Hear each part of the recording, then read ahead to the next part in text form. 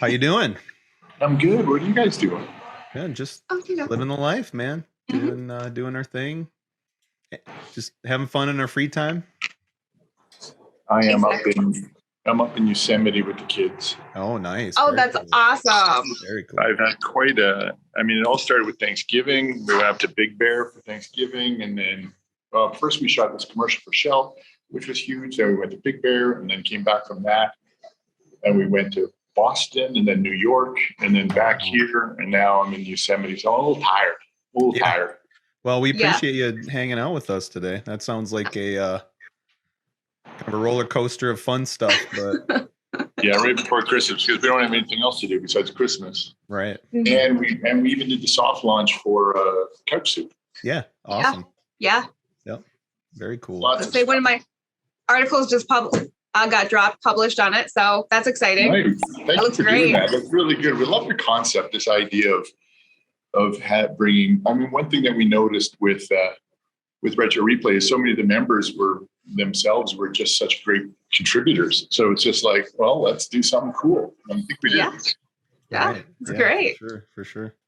All right, not futzing with the camera. You know me. I just if the light. You got to get it. Well, you're the producer. get You got to perfect. get it just perfect. Got to be perfect. Got to be perfect. Drives me crazy. All right.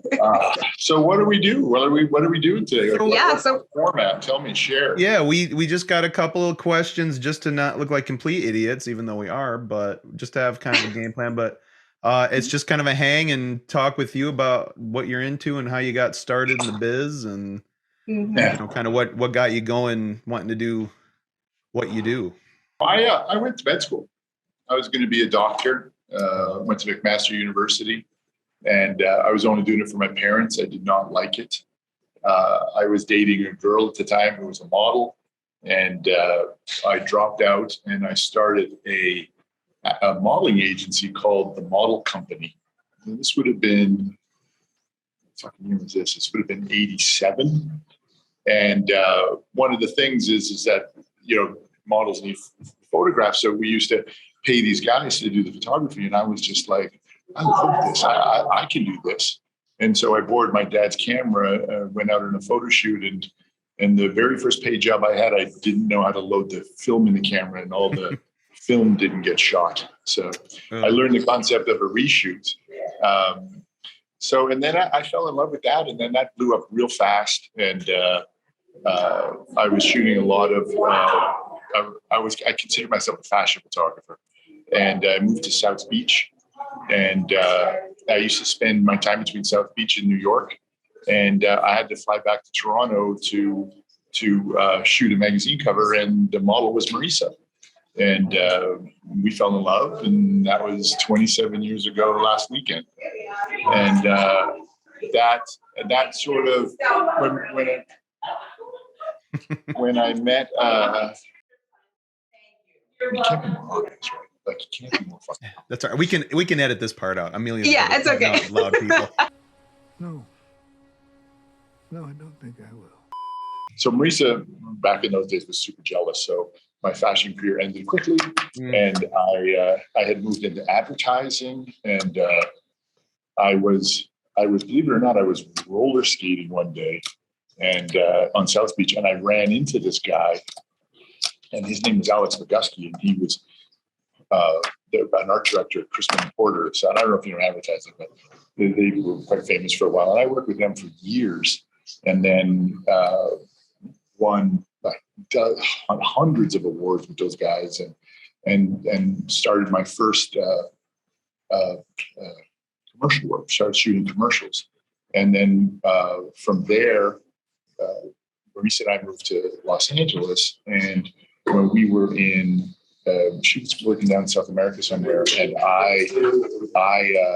we were in San Francisco. I was shooting for Levi's. She went to Brazil to work, and then I went down to Los Angeles and went to AFI boot camp and shot a short film at AFI, and I was like, ooh, they're kind of handing out the jobs. I thought I was going to go and be a DP because I love the equipment, but I realized that the producing stuff is really more what I was doing all the time. So I produced the short for the class. And then at the end of that, so now we're in 1998, And one of the kids in the class called me up after it was over and asked me to produce this film that he had. And I sent it over and I said, well, if you let me rewrite it, I'll do that. And then I shot that movie and I sold that movie to that little company, Blockbuster. Remember those guys back then? Oh, yeah. Mm-hmm. Oh, yeah. And then that was it aired in 2000, year 2000, I think. And I just signed a new deal with another project of his, an attachment deal with Scheinberg's company. I did that just this week, and that was 21 years later. Talk about full circle, huh? Wow. So anyway, so I was doing that. I was really big into advertising now. I had my own production company, set it up in Los Angeles. We were shooting mostly commercial stuff, Hewlett Packard, Nike, NFL, a lot of that, and still doing stills occasionally. And then I just couldn't take it anymore. I was really like Joe Pica. I would make our like account executives cry. I just became such an ass. And I couldn't take the stress anymore. So I had this huge studio in LA and I had 2 floors that I lived on and 2 floors that were the studio. And I went upstairs and I was writing to try to get out of my head. And I wrote this story about these kids that were orphaned in outer space and sold as aliens to slaves. And I gave it to another buddy of mine. Next thing I know, I had a 4-book deal with Random House. I was writing science fiction novels, and I went downstairs and I fired everybody. And I said, I'm not doing this anymore. I'm going to be J.K. Rowling. And I think this was 2005, 2006, 2007. It was right at the beginning of that big recession that hit. And so I went and thought I was going to be a writer, and I quit advertising and everything. And that recession hit, and I got my ass handed to me. And it was bad. It was really bad. And I had a kid, and I was like, Jesus. That was rough. That was a rough time period. And so I did that, and then a buddy of mine was in advertising, running one of those, running Wonder. It was Y&R at the time, and I said, I need to come back to work, and he asked me to come back and head the commercial production side at Y&R, and I was like, buddy, I've never been on the agency side. I'm always on the production side. So he said, no, you can handle it. So I was there for 2 weeks. I stayed for 2 years. And I remember the very first day I was there, I was literally walking through the hallways crying because I thought I had failed in life. I was 40-something years old. It was the first job I ever had. And this whole idea of having to go sit out in these cubicles was it scared the shit out of me. Like, I'm not this guy. I can't do this. And so Anthony, who's a very close friend of mine, is walking around and showing me the agency. And we walk in this little cave. There's no lights on. There's just 2 big monitors, a little tiny light, and a scruffy guy sitting in front of the desk. And there next to him is another desk. And I'm like, turn to my friend Anthony, I go, can I sit here? I don't want to sit out there. I want to sit in here. And Anthony taps the guy and he goes, hey, Drew, do you mind if the new guy sits here? and that was Drew Lewis. And we sat next to each other. We took over that blanket. We actually went shopping together to buy bar items for that little office. That's amazing. That's a perfect bonding experience for 2 guys right there. We were 2 little bears in the cave, just making the, cutting stuff and making fun of everybody else. And it was great. It was a great start of a relationship. Anyways, my friends found out I was producing again. Nathan and Alan called me and found I was producing, asked me to, first Crispin found out. So a good friend of mine, unfortunately he's dead now, he called me up and asked me to come work at Crispin. So I actually moved to Colorado for a little bit to work there, not just by myself, like just for a few months. And then I came back to work on the Best Buy in the LA office. Now I'm in LA again. My friends find out I'm producing. So Nathan and Alan called me and asked me to produce Con Man. It was actually Alan first, because Nathan and Alan had different ideas of what Con Man should be. One was a movie, one was a TV show. So Alan came to me, and then him and I actually started a production company together called Monkey Strength Productions. And I wasn't going to do Red Bear anymore. I was going to do that with Con Man. And the success of Con Man. Yeah. blew up. But then Alan didn't want to do it anymore. It was too much pressure for him. He's such a consummate professional artist. Like everything, it was just too many decisions he had to make, and it was difficult for him to let it go. So Maybe overwhelming. Yeah. So we had to walk away from a 10-figure deal. We left it on the table. Oh man. That was a tough to day. continue the show or to do like a movie to like continue the show. Yeah, I created a $40 million deal with Lionsgate, and we left after we only spent $4 million. No, man. So that hurt a lot. And so I was kind of in this weird, funky state, and I didn't know what to do at that point. And then Drew was over at Jaguar, and he wasn't happy. And then we just like making shit. I mean, like we like making stuff. Mm-hmm. And so Marisa wanted to do something with Your Mystical Guide. So I went to Drew and I said, Drew, let's put our expertise on this idea. We didn't know a lot about that then, and we could make good stuff, but the whole idea of marketing to YouTube is what people really wanted. Right. It's insane. They'd rather watch somebody hit themselves in the head with a hammer sometimes than actually content. But so we did that, and then everybody again found out that Drew and I had teamed up. Mystical Guide wasn't making the money, but now the people in the advertising world found we had teamed up. So then we started getting more production work. Mm-hmm. And then but Drew doesn't really have his heart set on doing advertising. He wants to do more of what we're doing, like with Retro Replay and with everything that the other shows and that we're doing.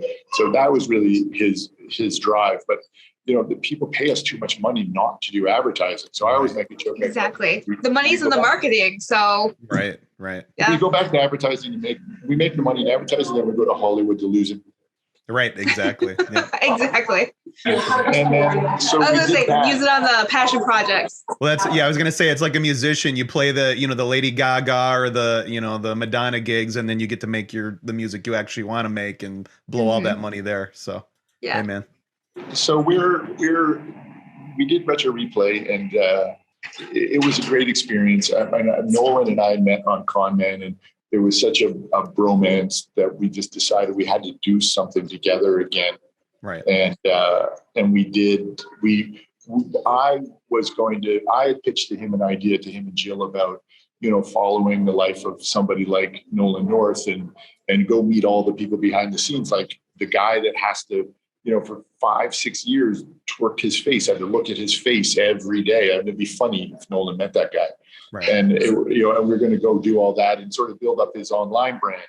And he agreed to that. And then I told Drew, and then 4 days later, Drew came back to me and pitched me the idea of Retro Replay, the way the show is now. And I was like, fucking love it. And I told Nolan, I was like, yeah, I fucking love that too. Yeah. And then that was like, I think we launched in February. That was the September, October. We didn't have a lot of money, man. We were at the end of our money at that point, and Drew and I were like calling favors, doing shit ourselves. Yeah. I mean, you've seen the pictures of us putting the wall up with the butt cracks hanging out. That was just, it was complete DIY. Yeah. And Nolan tossed in a little bit of money, and then I financed the rest and on credit cards, which you should never do. And then we started doing that, and then. The day that we're going to go shoot the first episode, Nolan shows up with Troy, and that was a whole day experience. And long story short, it became what it was. Then unfortunately, egos don't let things go on very long. So we saw the opportunity with the community of retro, and I know a lot of community members came from Con-Man as well. I know a lot of people came over from there. But and Con-Man had a reputation of having unbelievable community. And then Retro Replay now, I mean, it's the same vibe. And I think the core that's still here, they're the ones that really make it so great. So Drew and I were just like, well, how do we capitalize on that? Like, how do we do more with these people as opposed to making another show with celebrities? Dealing with that shit. And we're like, make ourselves the celebrities. And not that I want to be a celebrity. That's the last fucking thing I want. Right. But, there's enough smart people around us, and I'm sure we can find chemistry, some funny people, and to do stuff. So I was really excited when this idea of couch soup that Drew brought forward. Ben's brilliant with his ideas. Brought that forward, but of course I'm the guy that has to go. We'll make it. He goes, "We'll make this happen." Right. Right.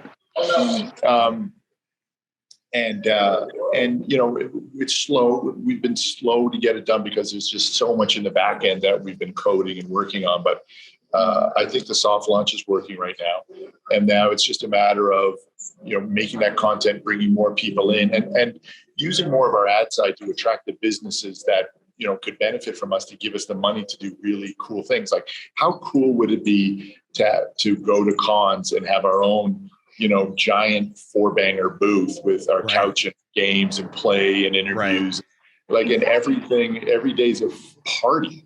Right. We've talked about that before, where it would be, besides, obviously Nolan and whoever else wants to show up, having you guys come to the, to a con and, like you said, hang out, have fun, kind of do a little chill lounge type thing where people can kind of interact or whatever like that. That'd be super cool. So. And yeah, celebrities and cup. Listen, if you get busy, if you get any notoriety, celebrities will knock down your door to get on that couch. Trust me. Right. But I like the people that make it. I mean, I never understood that. And not to put actors down, I have lots of great actor friends, but it's just like they give so much attention to the people that say the lines versus the people that write the lines or that shoot the thing, or like the people that make the stuff. To me, are some of the most creative people I ever met. Yep. So I love that angle of it. So I don't know, is that in the future? I got a little conned out with con men. Did so many cons, but I think that could be fun. And then just growing the content together, and then finding what shows emerge. Then somebody pitching a really great show, and then we use our expertise to back it up and turn it into something. Right. So it's a little uncharted territories, but every part of it's in our wheelhouse. So we're super excited to get it going, and then when it makes a little bit of money, we can put some bodies on it and really let it accelerate. So we're in that mood right now. I mean, of course, we've got all this Christmas stuff and traveling right now, but I think when everybody comes back in January, you're gonna see a lot of noise from Couch Soup. Yep. Very cool. Yeah. That's kind of been our thing too. Just close the year off kind of strong, doing some fun stuff. But we're the same way. Just it's fun to create, even if it doesn't go anywhere, and we have some great experiences with cool people. That's super cool. I mean, people remember it. It's something for them to go back to and watch. And we just actually finally found all of the Con Man and binged the entire thing all in one go, because we've seen it kind of like here and there, and we actually kind of got into retro replay backwards from how you were saying. We've been playing Uncharted since we were dating, before we were married, and Nolan's one of my favorite voice actors. We game together constantly, and that once we saw him and Troy doing a show with retro games, which I love because I'm old too, so that was just the coolest thing ever. And then it kind of went into some of the stuff you and Drew had been involved in, and actually sitting down and getting into comic, because I was a diehard Firefly guy, the whole tragedy of that story. So, just all those guys love them, and the show was hilarious, and started good, and then season 2, just we were cracking up the entire time, and just any form of more would be good. So yeah, it's I mean, Alan's doing Resident Alien now, so I don't know if you would take on that responsibility. Right. I tried to get it from him, but it's his baby. I understand. I'm looking at the Spectrum comic, though. Maybe more we can do there. Yep. But the Firefly, I heard Disney's going to reboot it. I wonder what they're going to do with that. Yeah, that's reboots are scary. So right away, I'm in trouble. It's in trouble. Yeah. And then, and I remember going to the set of Firefly, being on the set and hanging out. I didn't realize what it was going to become. Right. Good times, good people. I know all those people. They all seem super cool. Yeah, for sure. No. And that seemed like it was very much like a passion project, and it really carried a lot of the air from like behind the scenes, like what the actors and voice actors go through when they go to Comic Cons, and some of the different dynamics that they go throughout their careers. So I thought it was pretty interesting to see, and hilarious when you bring in the comedy. So Nathan always used to love having people over for whatever it was, and we'd come over, and it was always the cast of Firefly, and we all became very close and hung out together. And then once it was over, and Nathan would go on to other shows, he would try to bring the cast of that show and mix it in with this crowd, and it'd be so funny because you'd see all the Firefly people sitting on this side, and then all the news show people sitting over here, and that was fun. It's a big family. No, I've been a huge Nathan fan ever since he was Johnny the jukebox repairman on Two Guys, a Girl, and a Pizza Place. So I thought this guy, I really like this guy. So yeah, that's how I knew him. Yeah, but we started together. Our relationship really started over video games, over Halo. Oh wow, we were stuck at a bar together. My wife and him were talking, because we're Canadians. And he was asking what you did over Christmas, and Reese was like, "I'm so embarrassed. We spent 2 weeks playing a video game." And he goes, "What video game?" He goes, "Halo." She goes, "Halo," and he goes, "You had me at Halo." So did you play Halo a lot at some point? Like me? Was this your game? Yeah, we used to play with Nathan Fillion, Alan Tudyk, Patrick Van Horn, PJ, and we would play every single Sunday. And that started a very intense relationship for 2 years where we played. Is that when she Sunday started, night. or did she play before? Because I know she's a beast at Halo. He's good. I'm just gonna come over and teabag you, just because the audience may like that. Meh. Let me look down while I do it. Meh, We meh. can see it. No, we bought it like when it came out. Oh, Like, okay, no one yeah. knew what this was, and we were playing with our friend Patty, who's a big video game guy, the guy that played Sue from Swingers, and he got us really hooked on the video game stuff, and we played that game, Halo, and we played that. What was that racing car? We played Burnout 1. Oh yeah, we love Love games. that game. We had the consoles and the gas pedals. And Right. Yeah. That's all we would do. And then so Sunday night was a big thing. They would come over just before dinner. We'd have dinner, and then we played on Monday morning. And everybody had to change their schedules so that Sunday game was always played. And it was fun. Nice. I miss those days because we did that too. Those games were notorious. Like when Nathan used to interview people to play to make up his third or fourth. It was his third. People caught wind of it. That's how Halo found out, and how Nathan started doing Halo. Like Reese and Nathan, everybody, they went and did a tour of Halo way back in its early days, hearing about these games and contests we were having. Back then, you had to play together though, because we'd land it together. Right. Exactly. Yeah. I remember we used to have a bunch of us guys would get together and have the split screen fighting over, trying to watch each other where the guy was hiding and all that. And we would land it together, and we used to bitch so much about lag. Yep. Because like I went out and I bought what was it? Is it 1,000 gig LAN transfer? I mean, I think now you can buy them probably for $99. Oh, yeah. But back then, I think I paid $3,000 for it. Yeah, they were expensive. I believe it. That was no. You were one of the rich kids. I won't throw it out. Yeah. It's at the back of the studio because I'm like, I don't know. I paid a lot of money for that thing. It might be a collector's item one of these days. That's old. Some of the video game stuff from back at the day is like Indiana Jones level relics at this point. So. I still have all the Xboxes that we used to play with. They're sitting in the garage. Nice. Yeah, I still have a lot of like the Nintendo, all the old consoles. I have them in the box. I have a whole collection of old stuff. And yeah, I was having sex and getting laid in those days, so I never played it. Not me. Video games. Video games. That's why I got a gamer wife, because then I can do whatever I want. There you go. Yep. Yeah. No, good times. That's kind of a segment that we're going to start doing is basically gaming between maybe a small group or one or two doing fighting games or games like that. Basically, the whole point of the segment is ruin friendships. Somebody needs to cry. Somebody needs to like leave the group. Like that's the whole mission is if somebody doesn't throw a fit and rage quit.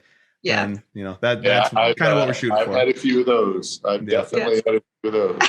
Oh yeah. Yeah. Well, Nolan took it on the chin that the Halo episode of Retro Replay. He dealt with it well because man, it didn't look good. So she was amazing. She was crushing his spirit. Yeah, she was that game. She got deadly with it, but we hadn't played that game. She walked into that. She hadn't touched that game in I got it. I want to say 6-7 years. Oh wow. It's like riding a bike. It really is. Yeah, when you play it that much. Yep. for sure, for sure. Yeah, Very that's cool. amazing. But Um, yeah. yeah. So basically, we kind of talked about the future Couch Soup, what you're wanting to do. Red Bear, do you want to brag about the Emmy a little bit? Do you want to? Yeah, it was nice. Yeah. We got that. We got an Emmy for. Yeah, it's so funny. We won an Emmy for a spot. I in the long run, I think I got fired from because I didn't get the second spot. I did not have a good relationship with the account person. She was very self-centered and out for herself and putting the client against us. And it was a really bad scenario. She's very bad at her job. And I'm just, you know me, I'm a 900 pound gorilla. I'll fucking take you down. And I just to get the creative done. And, you know, and in the long run, I'm right. We won an Emmy.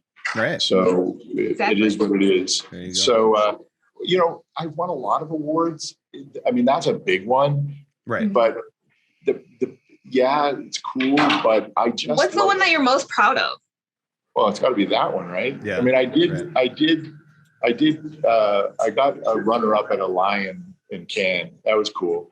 But the Emmy, come on, I think that's pretty big. Of everything I've done, that's except Best Dad of the Year for my kids, of course. Hey, that's always a winner. Of course, for sure. The Emmy just gives you. The Emmy just gives you. It just places you in any community that is creative. That okay, these people know what they're talking about and up for shit. So you know, it helped in that sense. Right. But you know, it's I was excited when we won when Retro Replay won what was it we won for Retro Replay? We had a bunch for Retro Replay. Yeah. It's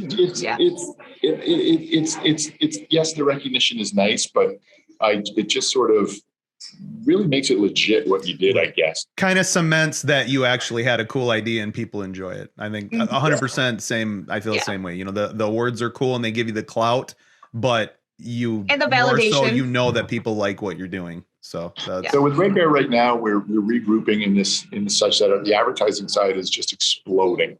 So we're really blowing up, and that takes out a lot of our time. So we're in the growth stage right now where we're having to hire and find the right people for the right formula, and our clients keep us busy. The Red Bear Publishing, we only have 2 of the 4 books out. We've got to find the time to do that. We just signed a deal with SFO and Scheinberg's company for a new TV series for Ohana. So that's in the mix, but that's early in the process. And then we've got the originals production side. And I think that's the part that Drew and I are really excited about, which Couch Soup falls under, Your Mystical Guide falls under. We're doing this cool thing with my daughter for a client called The Sex Report for this global company. My daughter's got a project that we're working on right now that I'm keeping under wraps that I'm excited about too. It's not us guys, it's way skewed younger and Gen X and fashion and that, but it's for her using advantage of that. And then Drew and I are really excited to see who's going to come to us with some ideas. So, you know, we were talking to Michelle Morrow again and Allison and, you know, but I'm excited to see who the core group brings us, you know, in the Couch Soup audience. I bet you there's going to be some amazing ones. So that we're gearing up for that. And then the other part about that is what I'm really also excited about is the master series that we're going to do inside the memberships where I'm going to tell you how to light. I'm going to tell you what I do. Paul Boss is going to tell you how to grab that audio. You know, Steph's going to show you her tricks on editing and the tools that we use to get it done and out in time. You like that LUT that we use on Mystical Guide to make Marisa look so good? Hey, email me. I'll send you the LUT. Right. And then all the contracts and the paperwork and the shit you got to be careful of if you're trying to do SAG stuff or when you need to do that. All that. I mean, we know the union's cold. So all that, I think there's just going to be a wealth of knowledge that the community of creators that are going to come into Couch Soup are just going to have access that is unparalleled. Like you cannot tell me anywhere on the internet where you're going to be able to pick up the phone and talk to these guys for $50. Right. Like, I mean, come on. Right. So it's the only problem is that we need the time. We have to find the time to do it. And that's real soon though. It's real soon. Right. Yeah. That's kind of the, you know, especially the holidays, end of year, fourth quarter is always crazy. So hopefully, you know, January things start to settle down a little bit. Yeah. I always call it January through March is the Monday of the year. Yes. January through end of March. I call it the Monday of the year. Yeah. It's a good chance to get shit done. Right. For sure. For sure. Yeah. For sure. All right. I think that's pretty much. Oh, here another big one. I definitely can't forget. So we've talked multiple times about wine in chats and whatnot. What is what are you drinking right now? What are your wine recommendations for anybody that likes wine? So, yeah, I have. I'm all about quantity over quality, right? So I'm talking to another producer buddy of mine about actually going and doing a wine show. Three old farts going around and picking wines. He's got a much more better palate than me. But I got a grocery store wine. It's Yellowtail's Big Red. Mm-hmm. I mean, I think the shit is $4 a bottle. Right. I buy that by the case of the giant bottles. Yeah. I got it here with me up in my room right now. Right. I will drink that stuff any day of the week. That's my go-to all the time. There's other wines that I love, but one of my favorite Merlots is the Stag Leaps Merlot. Mm-hmm. Okay, I'm not going to sit down and drink a $60 bottle of wine while I'm watching Firefly. Right. You know what I mean? I'm going to drink the cheap stuff. Right. So it's a good cheap stuff. That's good. I kind of do the same thing. I'll have my bottle of like Educated Guess is one that I really like. I don't know if you've ever heard of that one. It's a California Which one? A Cabernet Educated Guess. It's called. No, it's I'll actually try you get 20. I think it's about 20 something a bottle usually, What? and it's one of the best wines I've ever had. It's amazing. I'm pretty sure it's a Cabernet. It's pretty well rounded. It's very well rounded, and it will. $12. Yeah, it's over $12 a bottle. I don't know, buddy. Right. Yeah. So behind that, I have all my dark horse, $4 wines though, just in case. So you got to have backups, just if you're not feeling fancy that night. So. You do. Yep. All right. I do a little both. I'll do a little cheap wine here and there, but then usually I'm the stuffy one that likes to try all the more expensive ones. Obviously, I'm me and she's the fancy one of the relationship. So I gotta all my money much goes of it. So when I do, I try to be fancy. So one time I think we're having a Christmas festival. To be honest, one time the YouTube gaming guy, they had a YouTube gaming, took us out, the retro replay crowd, and Troy likes his wine too. Oh yeah. And they bought the wine list up, and there was like Opus One on the bottle. I think it was like $300 a bottle. Oh yeah. Oh my gosh. Troy was like, "Let's do that one." Yeah, that was a good wine. And yeah. I think we had 3 bottles of it. Yes. Mm-hmm. Yeah. Typically, wine's one of those things you get what you pay for sure. And if it's that expensive, it's probably it's going to get you there. So yeah. All right. Well, we'll wrap it up then because we don't want to keep you too long because I know you're super busy. So we have this is our favorite part of the whole interview. We kind of do a James Lipton style actor studio, rapid fire to really see what makes you tick. So the first big question is, if you had a choice between let's say, and we'll say rooms, let's say like bedroom, living room, are you a hardwood person or a carpet person? Hardwood. Okay. All right. I won't follow you that. I won't think any less of you, but I'm both. I'm hardwood and carpet. Depending on if the I had to room, pick, I love carpet. I don't like I work in mansions all day and they have nothing but like slab and hardwood and my feet are killing me at the end of the day. I need carpet. Yeah, I grew up with it in my whole life, and my bathrooms were carpeted. No. Oh yeah. See, that's that's a no-no. That's a no-no. Yeah. Our second big one, and this one has started some actual brawls. Best pasta shape, like best type of pasta. What do you think? What do you think is the ultimate pasta? Penne. Penne? All right, good. Oh yeah, that's a good answer. Very good answer. Top 2 cereals of all time. What do you think? That's a tough one because in Canada we had a very limited amount of cereals that we were allowed. Like there just wasn't a lot there. But the one that I coveted that I could never get was Count Chocula. Oh, could never get that one. And then Frosted Flakes was my favorite. Oh, Frosted Flakes is a good go-to. That's a good one. All right. As Elvis is rocking out, we got one more. Then we'll let you go before it gets too honky tonk in there.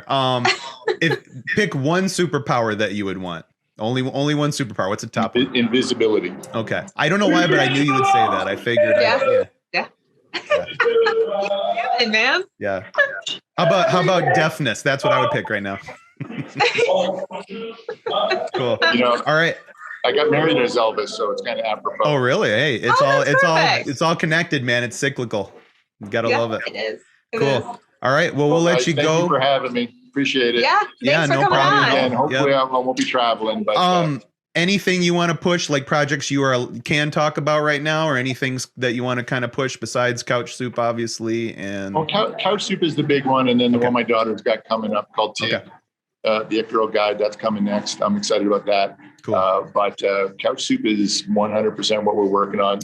Your Mystical Guide, MauriceGreco.com. We're always working on that too. Cool.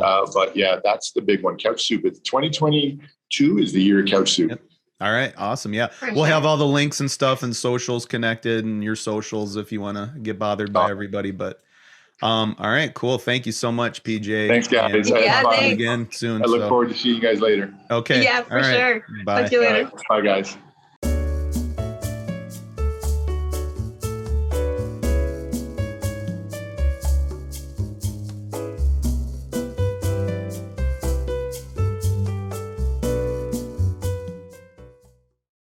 I look a little white.